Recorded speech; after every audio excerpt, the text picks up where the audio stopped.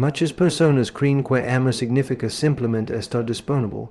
Acepta lo que venga y espera que el otro complete los espacios que nosotros mismos hemos dejado vacíos. Este es el primer error psicológico que quiero que entendamos. Confundir amor con necesidad emocional.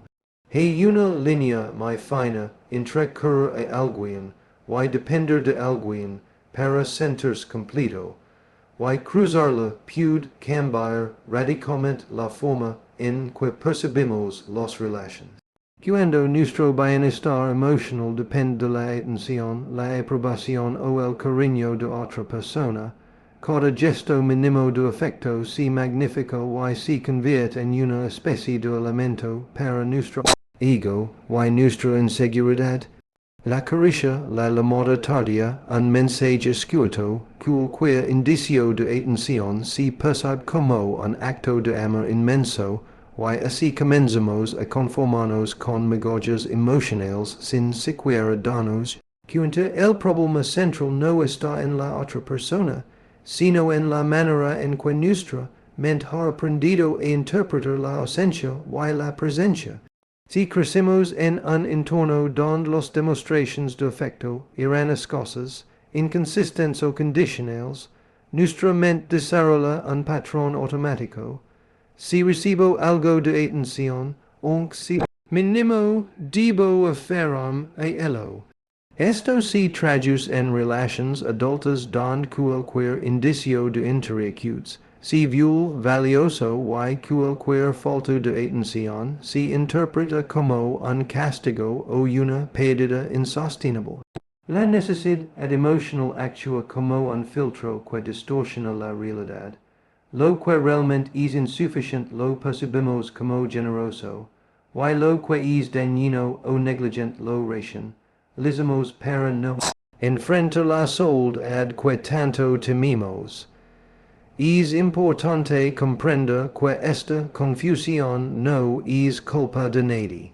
No es un error moral ni una debilidad de carácter, sino un mecanismo de supervivencia emocional que se ha activado desde la infancia y que, si no lo reconocemos, se condiciona nuestras elecciones en el amor. Cada vez que confundimos amor con necesidad, estamos poniendo en manos del otro nuestra paz interna, nuestra felicidad y, muchas veces, nuestra dignidad. El amor genuino no se basa en saciar vacíos ni en buscar seguridad. Se basa en la elección consciente de estar con alguien que suma a nuestra vida, no en quien simplemente llena un juego temporal. Otro aspecto crucial es como esta confusión nos hace sobreinterpretar señales.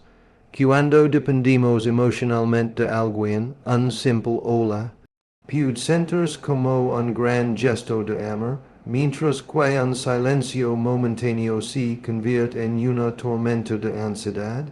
Esta montaña rusa emocional nos engancha y nos vuelve vulnerables a patrones de apego dañinos, donde preferimos conformarnos con lo que nos dan, en lugar de exigir lo que merecemos. Es un círculo vicioso. La necesidad genera aceptación de migajas. La aceptación de migajas refusa la dependencia, y la dependencia refusa la percepción de que no podemos ser felices sin esa persona. También debemos considerar cómo la cultura y los mitos románticos alimentan esta confusión. Las historias que exaltan el sacrificio, la espera, el sufrimiento por amor o la intensidad emocional como prueba de pasión, refusan la idea de que cualquier atención es valiosa y que cualquier rechazo es dramático. Cuando internalizamos estos mensajes, nuestro sistema de interpretación emocional se desequilibra. Creemos que sufrir por alguien es amor, y que conformarse con poco es una forma noble de lealtad. Sin embargo, la realidad es que amar de manera saludable significa reconocer cuando algo es insuficiente y tener la valencio de decir, esto no me completa, esto no me nutre, esto no me hace crecer.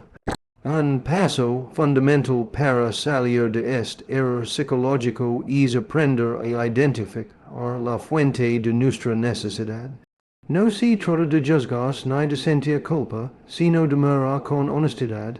Estoy buscando a esta persona por quiero compartir mi vida o por necesito que me den un vacío que solo yo pueda llenar. La diferencia puede ser sutil, pero transforma radicalmente nuestras decisiones. Una vez que entendimos que no podemos depender de otros para sentirnos valiosos, cada gesto de cariño se percibe con claridad. Lo apreciamos si bien, pero no nos define ni nos ata. Este reconocimiento también nos permite recuperar la dignidad que se pierde cuando aceptamos migajas de amor. La autoestima sana y la seguridad. El emocional nos permiten poner límites claros, decir esto no es suficiente para mí, y alejarnos sin sentir que estamos perdiendo algo indispensable. Porque en realidad, lo que estamos perdiendo no es amor genuino, sino la ilusión de que alguien más puede completar nuestros vacíos. Aprender a diferenciar entre amor y necesidad es aprender a amar de manera consciente, sin depender de la validación ajena, sin sacrificar nuestra integridad emocional y sin aceptar menos de lo que merecemos. Aceptar que nuestra dependencia emocional distorsiona la percepción del amor es liberador, pero también exige coraje. Requiere de tener la interpretación automática de cada gesto, analizar nuestras emociones con honestidad y decidir actuar en consecuencia. No se trata de ser frío o distante, sino de ser consciente y responsable de nuestra vida emocional. Cada vez que logramos ver el amor real y no la necesidad disfrazada, damos un paso gigante hacia relaciones más equilibradas, saludables y satisfactorias. El error psicológico de confundir amor con necesidad ed emocional puede atraparnos durante años, pero entenderlo es el primer acto de libertad. Cuando dejamos de depender de la atención de otro para sentirnos completos, empezamos a construir relaciones basadas en elección consciente y respeto mutuo, y dejamos de aceptar migajas de amor que solo nos mantienen en la insatisfacción. Otro error que alimenta la aceptación de migajas de amor es la creencia de que el amor se gana con sacrificio. Muchas personas han interiorizado la idea de que si sufren, ceden, si esfuerzan de más, o se adaptan constantemente a la otra persona, de alguna manera merecerán afecto, fidelidad o atención. Es patrón que parece noble a primera vista, en realidad es profundamente destructivo. Nos enseña a medir nuestro valor en función de lo que soportamos, en lugar de lo que merecemos. Y así, sin darnos cuenta, transformamos nuestras relaciones en un terreno donde el dolor y la espera se convierten en mundo de cambio. Cuando alguien cree que debe ganarse, el amor cada esfuerzo se convierte en prueba de fidelidad, cada renuncia en evidencia de compromiso, y cada sacrificio en argumento para justificar una relación que, de otro modo, parecería insuficiente. Esto genera una dinámica perversa. Cuanto más nos sacrificamos, más normalizamos la falta de reciprocidad, y cuanto más normalizamos la falta de reciprocidad, más nos alejamos de la posibilidad de recibir un amor genuino y equilibrado.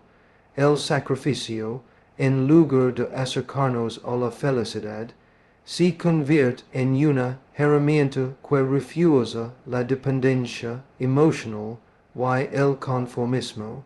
El problema de fondo es que esta creencia, part de una promesa equivocada, que el amor es algo que se obtiene, y no algo que se da y se recibe de manera natural. Amor no debería ser un esfuerzo para ganarse la aprobación del otro, sino una experiencia de compartir y crecer juntos. Cuando el amor se convierte en competencia, en prueba o en sacrificio constante, deja de ser amor y se transforma en una obligación que erosiona la autoestima. La persona que cree que debe ganarse el afecto ajeno termina viviendo en un estado de alerta constante, siempre evaluando si ha hecho lo suficiente, si ha cedido lo adecuado o si ha demostrado con suficiente intensidad que merece ser amada. Esta presión invisible genera ansiedad, inseguridad y un sentimiento persistente de insuficiencia, que solo se calma temporalmente con la atención o aprobación de la otra persona. Otro aspecto que alimenta esta creencia es la idealización de la resistencia como prueba de amor. Si nos ha enseñado que el que ama espera, que el que se sacrifica demuestra su valía, o que el amor verdadero siempre requiere sufrimiento. Estos mensajes culturales y sociales fortes son la idea de que la entrega constante y el esfuerzo extremo son equivalentes a amor genuino. Pero en realidad, esta visión es un espejismo. El amor sano no se mide en cantidad de sacrificios, ni en paciencia infinita frente a la indiferencia, ni en tolerancia a la negligencia. Amor no debería costar nuestra dignidad, nuestra paz emocional ni nuestro bienestar. Además, la creencia de que debemos ganarnos el amor nos hace ciegos ante los señales de alerta. Cuando nos convencimos de que la entrega y el sacrificio son la forma correcta de amar, tendemos a minimizar los comportamientos que deberían preocuparnos, la indiferencia, la falta de reciprocidad. Las promesas incumplidas, todo se interpreta como parte del proceso, como algo temporal o necesario para demostrar nuestro compromiso. Esta racionalización es extremadamente peligrosa porque nos mantiene atrapados en relaciones donde recibimos solo migajas emocionales, mientras seguimos creyendo que, con suficiente esfuerzo, algún día mereceremos algo más. Superar esta creencia requiere un cambio profundo en la manera en que entendemos el amor. Es necesario reconocer que nuestra valía no depende de cuánto cedimos, de cuánto sacrificamos o de cuánto sufrimos. El amor verdadero se basa en respeto, reciprocidad y libertad, no en pruebas constantes ni en autoexigencias exageradas. Aprender a distinguir entre amor genuino y amor condicionado por sacrificios es crucial para liberarnos de los patrones que nos llevan a aceptar menos de lo que merecemos. Un paso práctico para romper este ciclo es observar honestamente nuestras motivaciones. Preguntarnos, ¿estoy haciendo esto para fortalecer la relación o para demostrar que merezco ser amado? Es un ejercicio de introspección poderoso. Nos permite identificar cuando estamos actuando desde la necesidad y cuando desde el amor consciente. Porque hay una gran diferencia entre dar sin esperar nada a cambio y dar con la esperanza de recibir validación. El primero enriquece nuestra vida y la del otro. El segundo nos mantiene atrapados en la ansiedad y la insatisfacción. Es fundamental también aprender a poner límites claros. Decir esto no es aceptable para mí, o necesito que mis necesidades también sean atendidas, no es egoísmo, sino un acto de amor propio. Cuanto mas nos acostumbramos a exigir lo que merecimos, menos probabilidades hay de caer en la trampa de sacrificio a nuestra dignidad por migajas. La persona que respeta sus propios límites y no negocia su valor emocional actúa desde la libertad, y esa libertad es incompatible con la idea de que él ama si gana con sufrimiento o entrega. Incondicional, aceptar que no debemos ganarnos el amor también implica dejar de justificar la indiferencia o los comportamientos dañinos del otro. Y no podemos interpretar cada desinterés como una oportunidad de probar nuestro amor. Debemos reconocer la realidad, lo que no se ofrece libremente no es amor. Y cuando entendemos esto, abrimos la puerta a relaciones auténticas, equilibradas y satisfactorias, donde el amor se experimenta como elección, y no como obligación. Creer que el amor se gana con sacrificio es un error que se perpetúa en muchas relaciones, pero reconocerlo es liberador. Solo cuando dejamos de medir nuestra valía por lo que soportamos y empezamos a valorarnos por lo que somos, dejamos de aceptar migajas de amor y abrimos espacio para recibir lo que realmente merecimos. Un tercer error que nos hace aceptar migajas de amor es la tendencia a normalizar la ausencia afectiva. Es decir, acostumbrarnos a la frialdad, al desinterés o a la falta de consistencia. Emocional hasta el punto de creer que eso es lo natural en una relación. Muchas personas viven con esta percepción sin cuestionarla.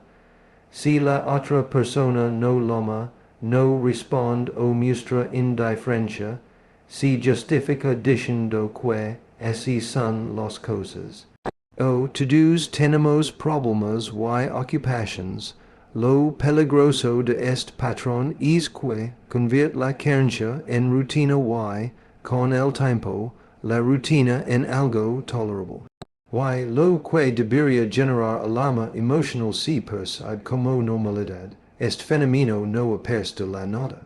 A menudo tiene raíces en nuestra historia personal, en la forma en que nos relacionamos con figuras significativas durante la infancia.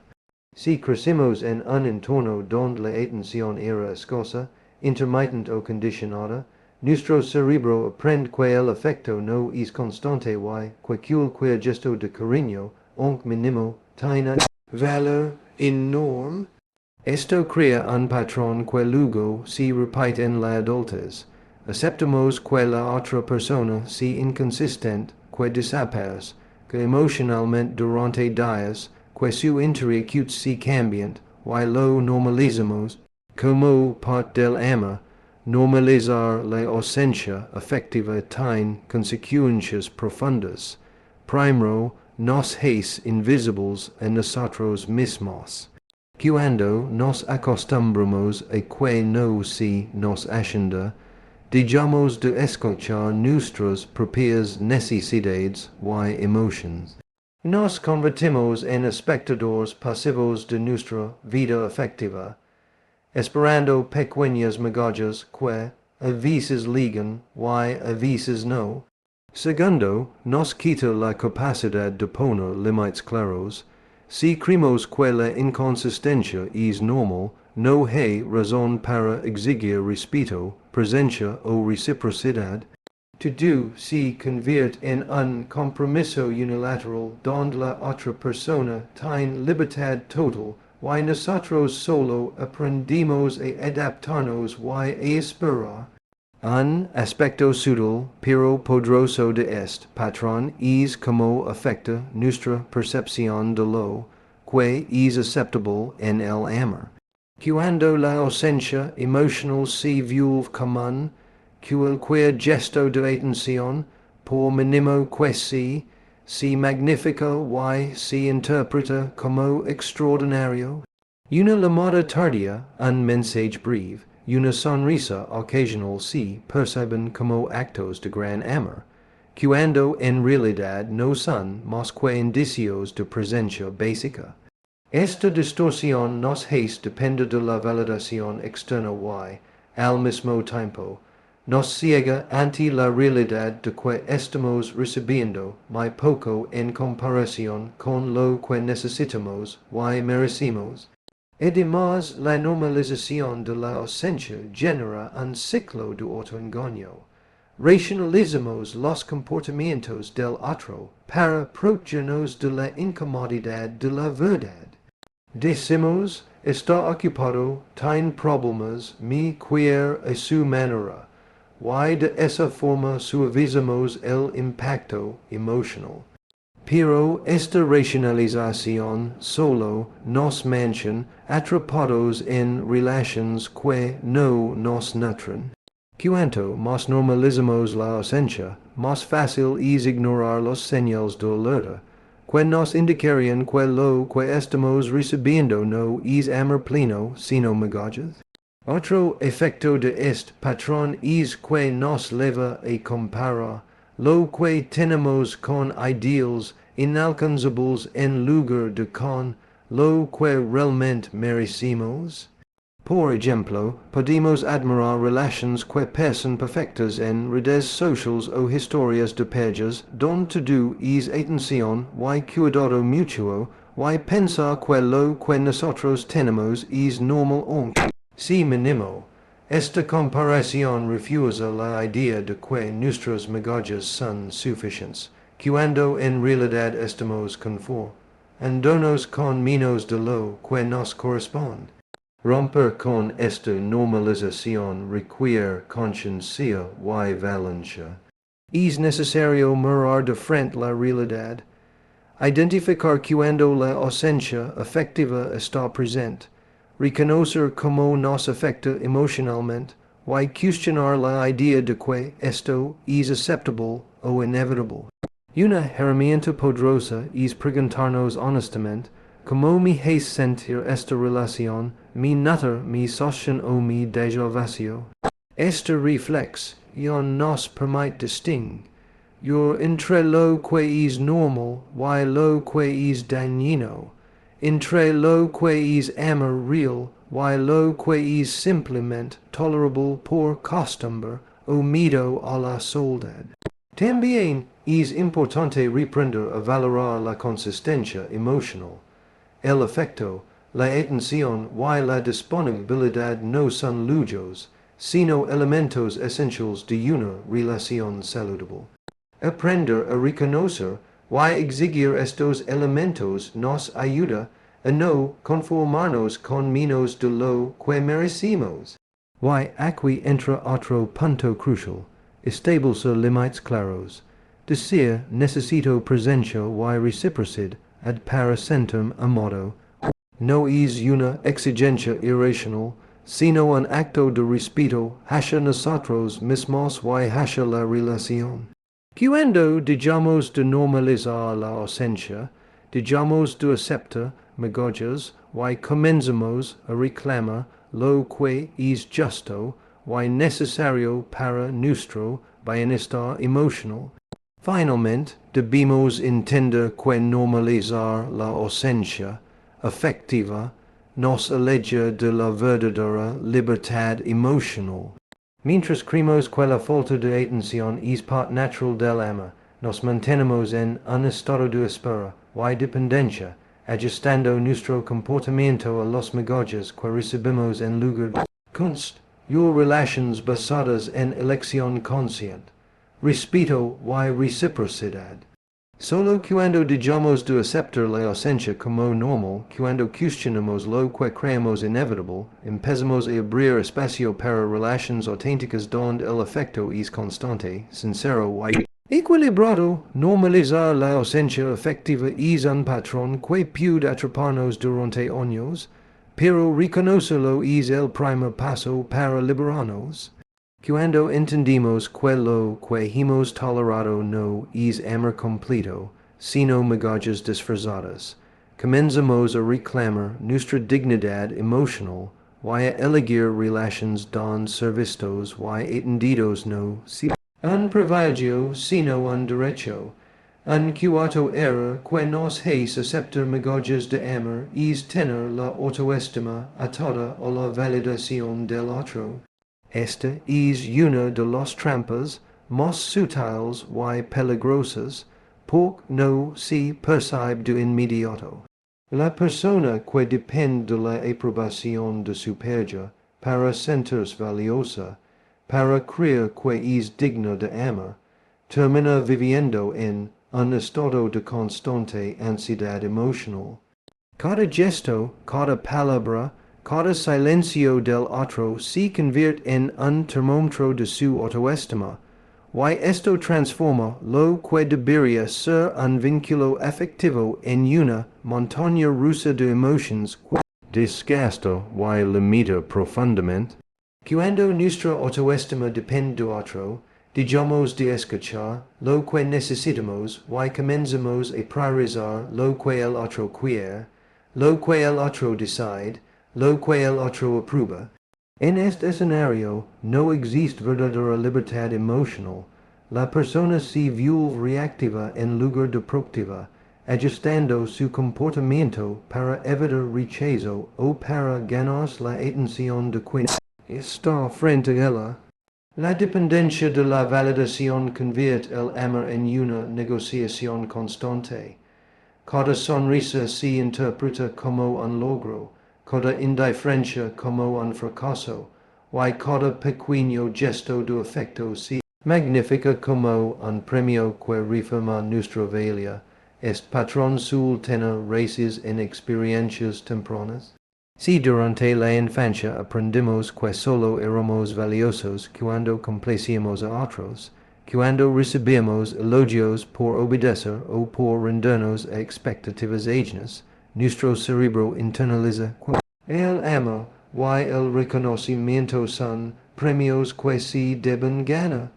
Así, en la adultez replicamos este mecanismo inconscientemente, creemos que debemos cumplir, ceder o sacrificarnos para que alguien nos quiera.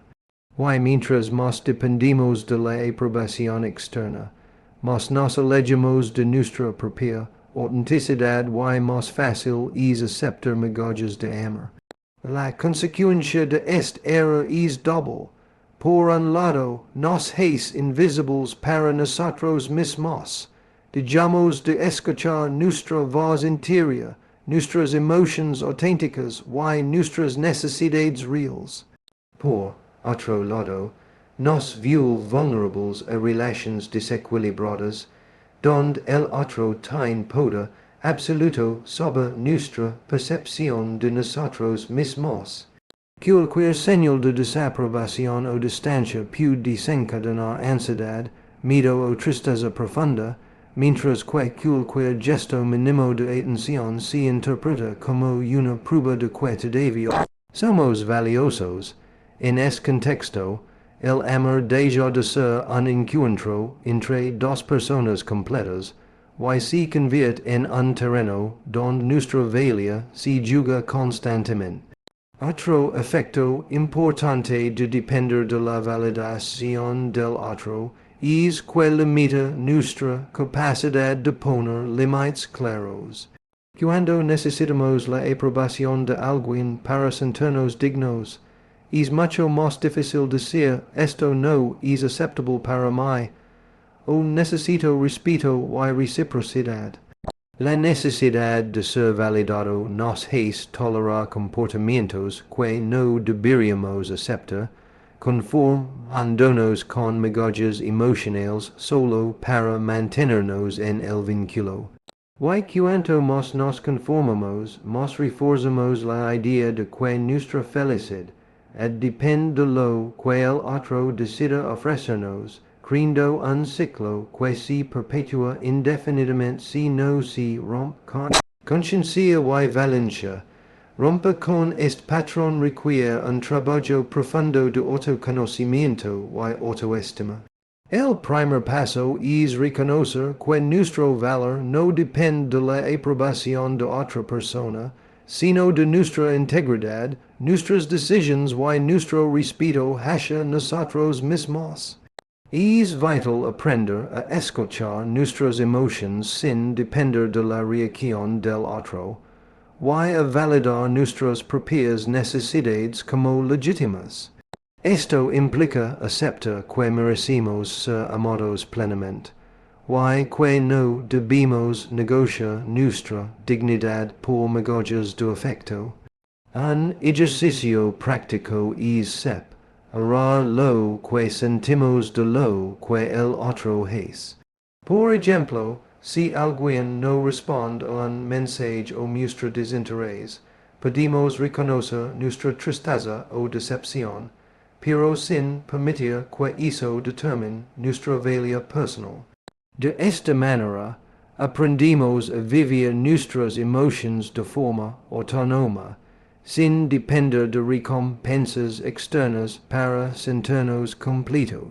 La independencia emocional no significa desapego ni frialdad, sino capacidad de elección y responsabilidad sobre nuestra propia felicidad. Al mismo tiempo, es importante aprender a poner límites claros y comunicarlos con firmeza. Decir, necesito reciprocidad para sentirme amado, o no aceptaré trato indiferente. No es egoísmo, es un acto de amor propio y de respeto hacia la relación. Cuando nuestra autoestima está anclada en nosotros mismos y no en la aprobación de otros, los límites se convierten en una herramienta para proteger nuestra integridad y para evitar que los migajas se disfracen de afecto. Finalmente, entender que la validación externa no define nuestro valor nos libera de la ansiedad y el miedo que tantas veces nos llevan a aceptar menos de lo que merecemos. Cuando nuestra autoestima se sostiene en nuestra propia mirada, dejamos de depender de señales externas, dejamos de conformarnos con migajas y abrimos la puerta a relaciones donde el afecto, la atención y el respeto no son premios que se deben ganar, sino derechos que se reconocen de manera natural en un vínculo sano y equilibrado. Tener la autoestima atada a la validación del otro es una trampa silenciosa que puede mantenernos atrapados por años, pero al comprenderlo y trabajar en nuestra independencia emocional, recuperamos nuestra libertad y la capacidad de elegir amor pleno y recíproco. Otro error que suele mantener a las personas atrapadas en relaciones donde solo reciben migajas de amor es idealizar el potencial de la otra persona en lugar de aceptar la realidad de lo que realmente ofrece. Es un fenómeno muy común. Nos enamoramos no de lo que la persona es en el presente, sino de lo que creemos que podría llegar a ser. Vimos sus buenas intenciones, imaginamos sus cambios futuros y nos aferramos a la esperanza de que algún día será la pareja perfecta, sin darnos cuenta de que mientras esperamos, estamos entregando nuestro tiempo, nuestra energía y nuestra dignidad a algo que no existe. Idealizar es un acto de proyección.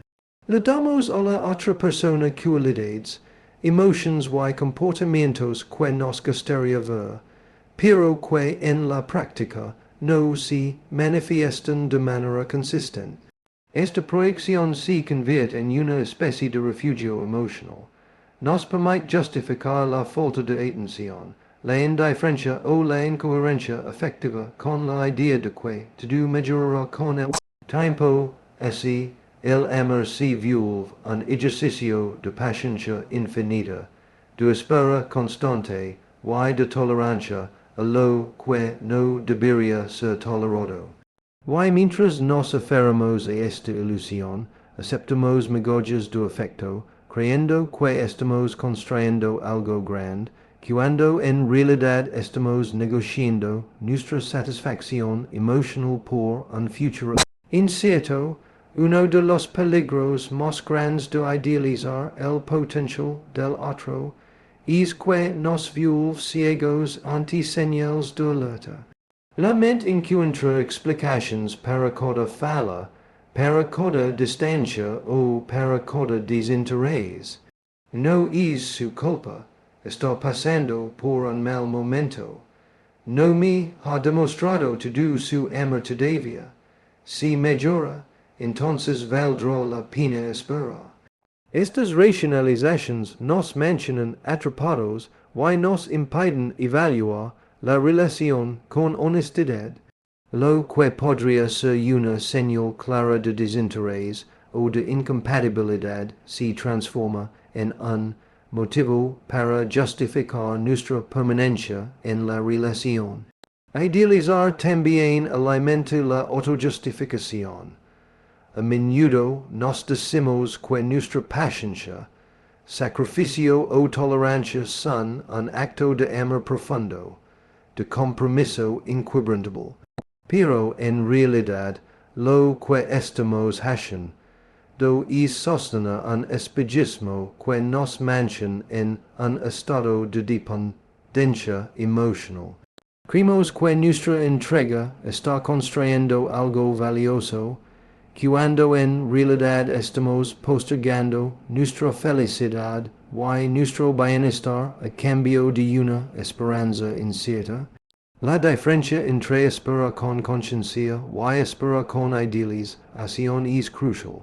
El primero nos permite elegir libremente, el segundo nos mantiene atrapados en la ilusión de un cambio que puede nunca llegar.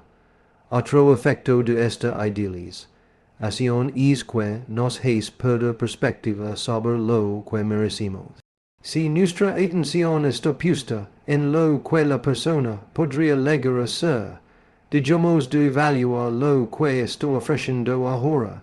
El efecto mínimo, la atención intermitente, la falta de compromiso o la inconsistencia emocional se perciben como aceptables porque estamos enfocados en un futuro que aún no existe. Así, la idealización actúa como un filtro que distorsiona la realidad y nos impide reconocer que estamos recibiendo menos de lo que necesitamos y merecemos en este momento. Romper con esta idealización requiere un acto de honestidad brutal con uno mismo. Es necesario mirar los hechos tal como son. Observar el comportamiento real de la otra persona, escuchar sus palabras y evaluar sus acciones sin agregar interpretaciones fantásticas. Preguntarnos, ¿esto me está nutriendo o solo me mantiene en espera de algo que quizás nunca suceda? Es un ejercicio de claridad que permite distinguir entre amor real y expectativa ilusoria. Este proceso también implica aprender a soltar. No se trata de renunciar al amor o a la esperanza, sino de aceptar que no podemos controlar ni cambiar a los demás.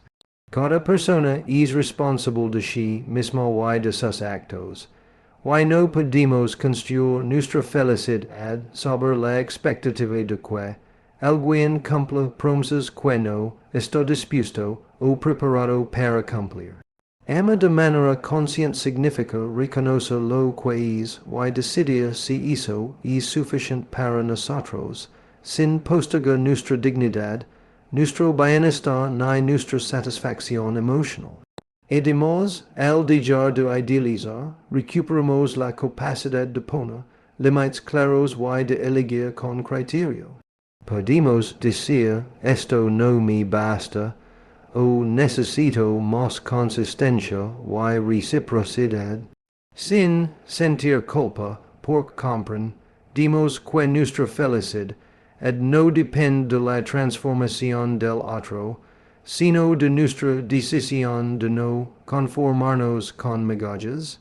Esta claridad nos libera de la espera infinita y nos permite construir relaciones basadas en hechos concretos y en reciprocidad en lugar de en fantasias y proyecciones. Idealizar el potencial de alguien es un error psicológico que puede atraparnos durante años. Nos hace esperar a lo que quizás nunca llegará. Nos hace aceptar lo que no nos nota, y nos aleja de la posibilidad de recibir amor pleno y consciente. Reconocer esta tendencia es un paso esencial para recuperar nuestra libertad emocional y nuestra dignidad, y para empezar a elegir relaciones donde la realidad y no la ilusión si la base del vínculo. Cuando dejamos de idealizar y empezamos a ver a las personas tal como son, dejamos de aceptar migajas de amor y abrimos espacio para recibir lo que realmente merecemos. Si quieres, puedo continuar con el punto clave 6 en el mismo estilo y profundidad, para que tu discurso siga desarrollando de manera coherente y completa. Deseas que lo haga. Otro error que nos hace aceptar migajas de amor es el miedo a la soledad, un temor que a menudo supera, incluso al miedo al maltrato o a la insatisfacción.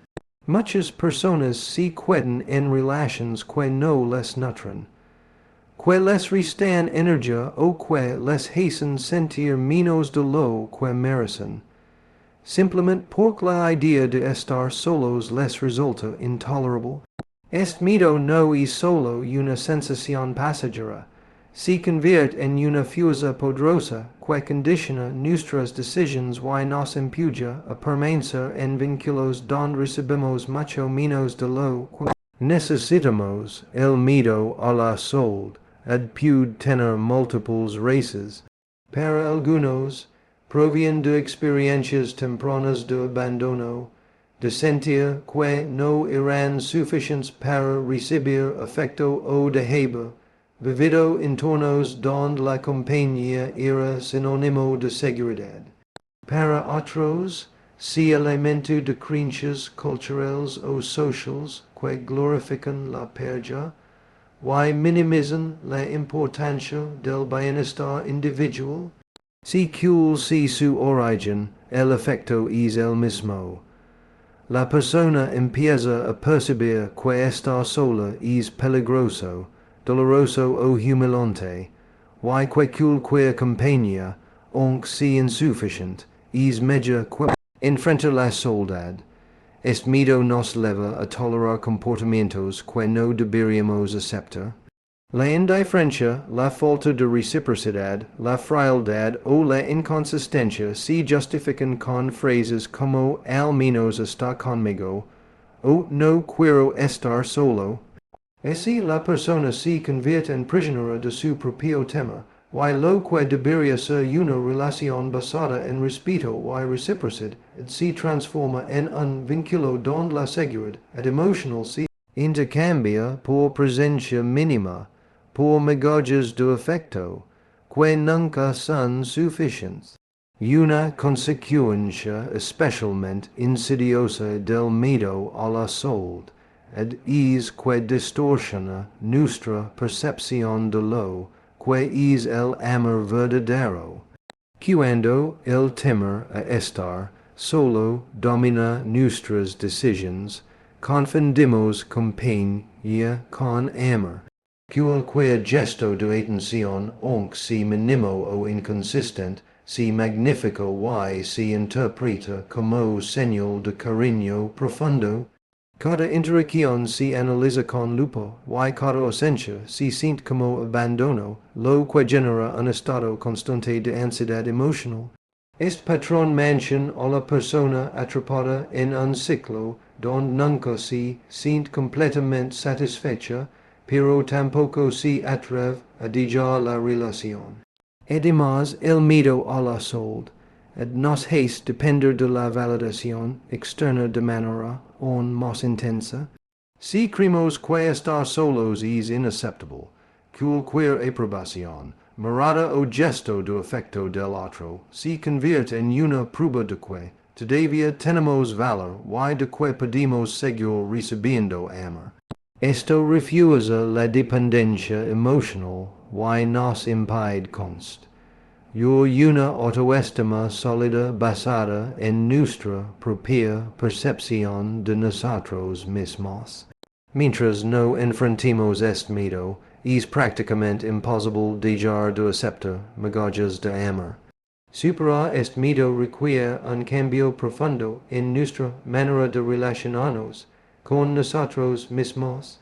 Es necesario aprender a estar solos de manera consciente y saludable, a reconocer que nuestra compañía no solo es suficiente, sino valiosa.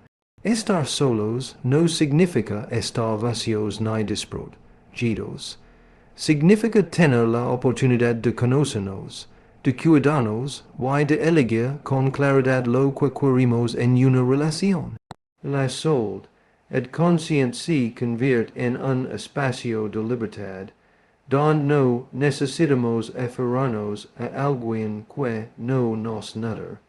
Un paso esencial es cuestionar las creencias que sostienen el miedo, preguntarse qué es lo peor que podría pasar si estoy solo, realmente no puedo ser feliz por mí mismo. Permite poner en perspectiva la ansiedad que sentimos y reducir el poder que tiene sobre nuestras decisiones. A menudo nos damos cuenta de que la soledad es incómoda, sí, pero no es peligrosa ni humillante, y que muchas veces es el terreno necesario para construir relaciones más sanas y auténticas. Otro aspecto clave es aprender a disfrutar de nuestra propia compañía. Cultivar actividades, pasatiempos y proyectos personales nos enseña que podemos estar completos sin depender de la aprobación o presencia de otra persona. Cuando empezamos a valorar nuestra autonomía y nuestra independencia emocional, el miedo a la soledad pierde y la necesidad de conformarnos con migajas de afecto desaparece. Y no buscamos relaciones para llenar un vacío interno. Buscamos vínculos que sumen, que son recíprocos y que nos respeten como personas completas. Finalmente, enfrentar este miedo nos permite tomar decisiones más conscientes y saludables. Y no permanecemos en relaciones por temer a estar solos, sino porque elegimos estar con alguien que nos valora, que nos respeta y que nos ama de manera plena. La libertad de no depender de la presencia del otro nos da el poder de decir, esto no es suficiente para mí, sin sentir culpa ni miedo. La soledad deja de ser una amenaza y se convierte en un aliado que nos ayuda a proteger nuestra dignidad emocional y a reclamar lo que realmente merecemos en el amor. El miedo a la soledad puede mantenernos atrapados en relaciones que solo ofrecen migajas de amor, pero enfrentarlo nos libera. Cuando aprendimos a estar completos por nosotros mismos, dejamos de depender de otros para sentirnos valiosos y abrimos espacio para vínculos auténticos, equilibrados y satisfactorios. Un séptimo error que nos mantiene atrapados en relaciones donde recibimos migajas de amor es confundir la intensidad emocional con una conexión auténtica. Muchas personas creen que cuanto más intensa es la relación, los altibajos, la pasión, la ansiedad, la sensación de que todo depende de la otra persona, más amor verdadero hay. Pero esta creencia es engañosa y peligrosa, porque nos hace interpretar como amor lo que en realidad es dependencia emocional, desequilibrio o necesidad de validación. La intensidad emocional puede sentirse adictiva. Cuando experimentemos momentos de alegría extrema seguidos de tensión o distanciamiento, nuestro cerebro libera dopamina, creando un patrón de búsqueda y recompensa que nos engancha emocionalmente. Es como una montaña rusa. Cada gesto de atención, cada reconciliación después de un conflicto o cada muestra de afecto inesperada se percibe como un premio enorme. La mente interpreta estos picos emocionales como amor profundo, pero en realidad se trata de un ciclo de necesidad y recompensa que confunde intensidad con conexión genuina. Este error es particularmente frecuente en relaciones donde la atención es intermitente. La persona que recibe afecto solo de manera esporádica tiende a magnificarlo y a sentir que cada muestra de cariño es extraordinaria. Al mismo tiempo, la ausencia se siente devastadora, lo que genera ansiedad, inseguridad y un apego cada vez más fuerte. La intensidad emocional se convierte en la brújula de la relación, y ya no nos guiamos por la coherencia, el respeto o la reciprocidad, sino por la intensidad de nuestras emociones, aunque estas nos desgastan y nos hagan sufrir.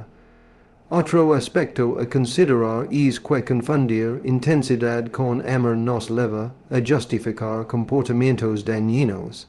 Nos acostumbramos a los conflictos constantes, a la inestabilidad afectiva, a la incertidumbre, y los interpretamos como parte de la pasión. Pensamos, si no fuera amor, no me afectaría tanto, o lo intenso siempre implica sacrificio y emoción. Pero en realidad, la intensidad por sí sola no es indicativo de amor saludable. Una relación puede ser emocionalmente intensa y, al mismo tiempo, destructiva. El amor genuino se manifiesta en respeto, consistencia, atención y cuidado mutuo, no en altibajos constantes que desgastan nuestra estabilidad emocional. La confusión entre intensidad y conexión auténtica también limita nuestra capacidad de tomar decisiones racionales. Cuando interpretamos cualquier emoción fuerte como señal de amor, tendemos a pasar por alto señales de alerta, como la falta de compromiso, la indiferencia o la manipulación emocional. Cada reacción emocional intensa nos distrae de la realidad de la relación, y nos hace racionalizar lo que deberíamos cuestionar. Así nos acostumbramos a aceptar migajas de afecto, y atención solo porque vienen acompañadas de momentos breves pero intensos que generan dependencia emocional. Romper con este patrón requiere aprender a diferenciar entre emoción y amor. No se trata de negar la pasión o los sentimientos intensos, sino de evaluar la relación en su conjunto. El amor auténtico no se basa únicamente en la emoción que sentimos, sino en la manera en que la relación nos nutre de manera constante, nos respeta y nos permite crecer. Preguntarnos honestamente, ¿esta relación me aporta estabilidad y bienestar o solo me mantiene enganchado a altibajos? Es un paso clave para tomar decisiones conscientes y responsables sobre nuestro vínculo. Otro elemento importante es la necesidad de desarrollar inteligencia emocional y autoconocimiento. Cuando aprendimos a identificar nuestras emociones, a reconocer cuando son producto de dependencia o ansiedad y cuando reflejan conexión genuina, adquirimos la capacidad de distinguir entre intensidad y amor real. Podemos disfrutar de la emoción sin permitir que ella determine nuestra percepción de lo que merecemos. Esto nos permite poner limites claros, exigia consistencia, y reciprocar afecto de manera equilibrada, en lugar de caer en el ciclo de gratificación intermitente que alimenta la aceptación de migajas. Además, al reconocer que la intensidad no equivale a amar, podemos empezar a valorar otros aspectos fundamentales de la relación. La comunicación efectiva, la empatía, la confianza y la atención cotidiana. Estos elementos suelen ser menos llamativos que los altibajos emocionales, pero son los que sostienen el amor verdadero a largo plazo. La consistencia, la presencia y el respeto mutuo generan bienestar real, mientras que la intensidad desordenada solo genera dependencia y desgaste emocional. Excepto que la intensidad emocional no es un indicador de amor genuino, también nos da poder para actuar con claridad. Nos permite salir de relaciones que solo nos mantienen enganchados a emociones extremas y entrar en vínculos donde el afecto y la atención son recíprocos, coherentes y sostenibles. Nos libera de la necesidad de sobrevivir a cada conflicto o de esperar con ansiedad el próximo gesto de cariño, y nos ayuda a construir relaciones basadas en elección consciente y respeto mutuo. Confundir intensidad emocional con amor auténtico es un error que puede atraparnos durante años, porque engancha nuestra mente y nuestro corazón a un ciclo de gratificación intermitente. Pero al aprender a reconocerlo, al desarrollar autoconciencia y al priorizar consistencia y reciprocidad, podemos liberarnos de este patrón y dejar de aceptar migajas de afecto que solo nos mantienen atrapados en la insatisfacción. Solo cuando dejamos de confundir emoción con amor verdadero, comenzamos a abrir espacio para relaciones equilibradas, saludables y auténticas. Finalmente, llegamos a un era que muchas personas pasan por alto, pero que es crucial para entender por qué aceptamos migajas de amor. No reconocer que aceptar migajas también es una elección. Esto puede sonar paradójico, porque solemos culpar a la otra persona por nuestra insatisfacción, por la falta de atención o por la cancha de afecto. Sin embargo, mientras no asumamos nuestra responsabilidad emocional, seguimos perpetuando patrones que nos mantienen atrapados. Aceptar migajas no ocurre simplemente por falta de opciones externas, sino porque en algún nivel de nuestra mente hemos decidido que lo que recibimos es suficiente o al menos soportable. Este era tan raíces profundas en la forma en que nos relacionamos con nosotros mismos, cuando nuestra autoestima está debilitada, cuando nuestra capacidad de poner límites está limitada o cuando hemos aprendido a valorar la aprobación de otros por encima de nuestra propia dignidad, la aceptación de migajas se convierte en un mecanismo de supervivencia. No es que la otra persona nos haga conformarnos, nosotros mismos consentimos la insuficiencia. Cada vez que justificamos un comportamiento distante, minimizamos la falta de reciprocidad o racionalizamos la indiferencia, estamos ejerciendo un acto de elección. Elegir permanecer en una relación que no nos nutre plenamente. Aceptar migajas también está relacionado con la ilusión de control o de esperanza. Muchas personas piensan que si esperan lo suficiente, si hacen el sacrificio correcto o si ceden en ciertos aspectos, eventualmente recibirán amor completo y consistente. Este pensamiento genera un estado de espera prolongado, donde se prioriza la expectativa futura sobre la realidad presente. Pero, mientras mantenemos esta ilusión, seguimos ofreciendo do tiempo, energía y emotions a alguien que no nos da lo que necesitamos en el presente. La elección de tolerar migajas, consciente o inconscientemente, es una forma de postergar nuestra propia felicidad. Un aspecto crítico de este patrón es como limita nuestra libertad emocional. Mientras no reconocemos que estamos eligiendo aceptar menos de lo que merecemos, seguimos siendo víctimas apparentes de la situación. Nos sentimos atrapados, desdichados o impotentes, pero en realidad tenemos más poder del que creemos. Cada vez que decidimos tolerar la indiferencia, normalizar la falta de afecto o justificar comportamientos dañinos, estamos ejerciendo un acto de responsabilidad, no el de la otra persona, sino el nuestro. Reconocer esto nos permite recuperar la agencia que perdimos al depender de la aprobación externa. Romper este ciclo requiere un ejercicio de conciencia y valencia.